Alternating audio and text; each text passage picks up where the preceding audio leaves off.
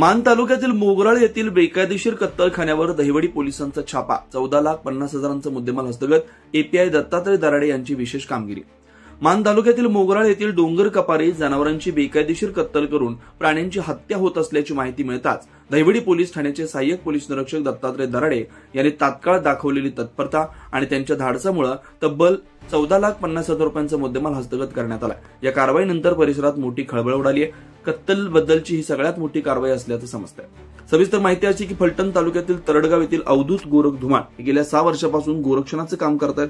तसेच महाराष्ट्र शासनानं 2024 मध्ये त्यांचे मानद पशुकल्याण अधिकारी म्हणून शासकीय नेमणूक केली. धुमाळ यांना मान तालुक्यातील मोगराळे गावानजीक असणाऱ्या डोंगर कपारीजवळ जनावरांची कत्तल करून मांस विक्री होणार असल्याची माहिती लागली. त्यानुसार सदर बाब त्यांनी दहिवडी पोलिसांच्या निदर्शनास आणून दिली.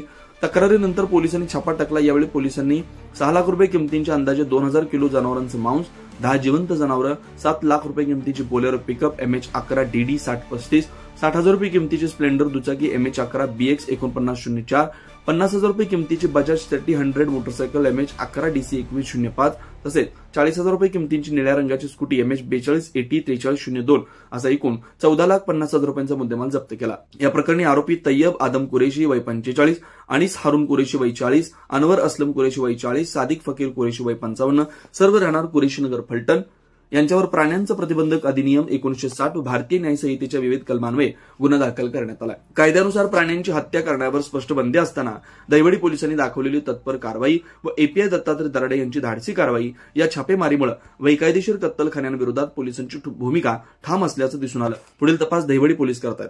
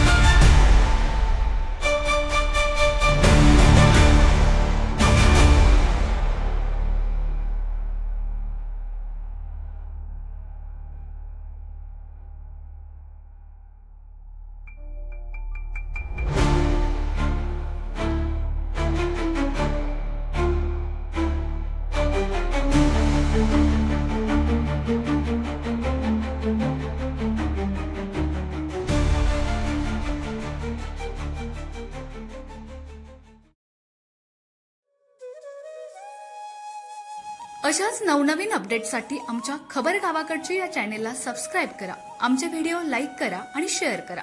धन्यवाद.